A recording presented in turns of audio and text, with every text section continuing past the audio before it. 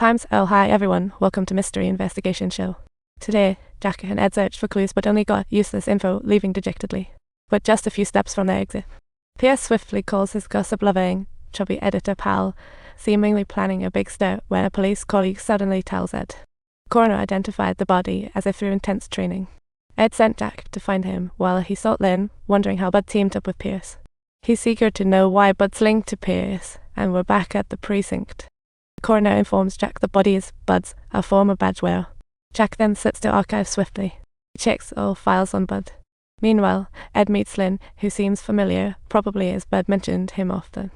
Subtitles. Ed, not flattering, asks Lynn why Pierce wants him near Bud, but Lynn counters with a baffling question. Don't misunderstand. It wasn't me who initiated the deal with Bud.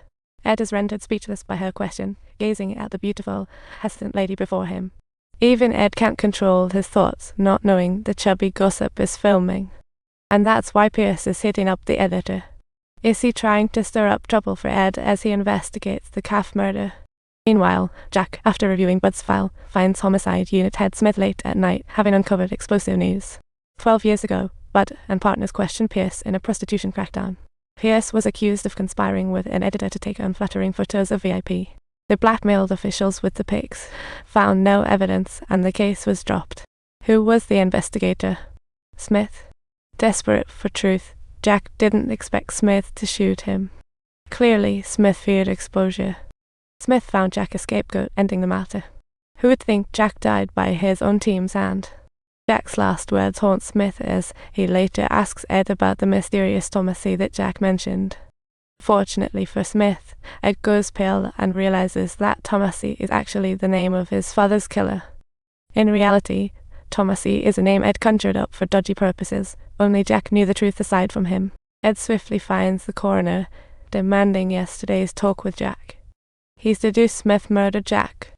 But before he can even celebrate, Bud storms in, waving around intimate photos of him and Lynn. This was all part of Smith's plan, using that gossip editor to spill the beans to Bud, and lo and behold, Bud's furious, but is shocked to find his beloved close to the man he hates most. Confirmed, he storms off to confront Ed, furious. Bud charges in hot and starts shouting. But in his rage, he's clearly not thinking straight. After venting all of his pent-up frustration, Bud finally manages to calm down.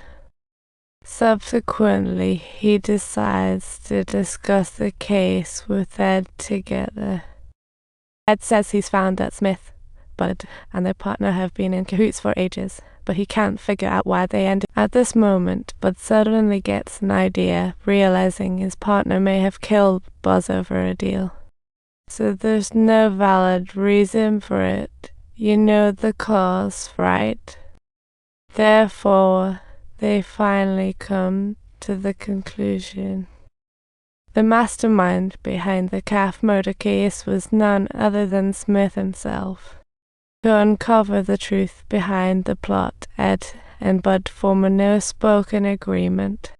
Next, they approach the prosecutor to seek help in legally monitoring Pierce and Smith, only to be met with a generous no can do. As we all know, the prosecutor won't dare touch Pierce because of the dark secrets he holds over him, but somehow he forgets. Bud is nothing but a rule breaker, and eventually, under pressure from Bud's muscle flexing, the prosecutor spills all the beans. Subtitles. It turns out this was all a plot by Pierce and Smith. Since the top mob boss arrest, LA Underworld has declined. They plan to take over the mob boss turf. But keep in mind, that's just the prosecutor's side of the story. In court, there's no solid evidence, so Ed and the crew have to find more direct evidence. So off they go to Pierce's house, only to find that Pierce has already checked out of life.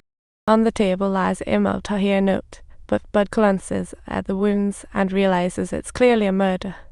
Ed suspects Smith is up to no good, trying to cover his tracks like bad movie plots, aiming to silence all witnesses. He suddenly thinks of Lynn's safety, and thankfully they get to her first, taking her to the precinct for protection.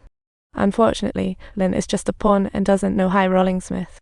So Bud resolves to track that chubby editor down. But when he reaches the little Tubbs place, he finds that he's already been taken out.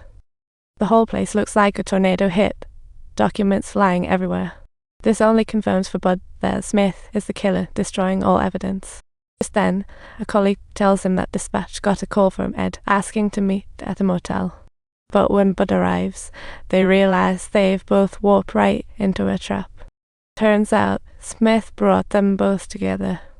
Realizing something's off, they prepared to sneak away. Just then, heavy footsteps sound behind, Bud pulls Ed into the room. Moments later, a bunch of hitmen surround them, so Bud and Ed are forced to put up a fight. They fight valiantly, but alas, they are outnumbered. After a fierce tussle, Ed ends up injured. Just when things look bleak, Bud timely swoops in to save him, but before they can even celebrate, Smith enters with a gun. At the critical moment, Bud shoved Ed aside but was shot. Smith then aimed at Ed to silence him and his secret. Every time he gets to this point, he should have just gone incognito and hit that subscribe button.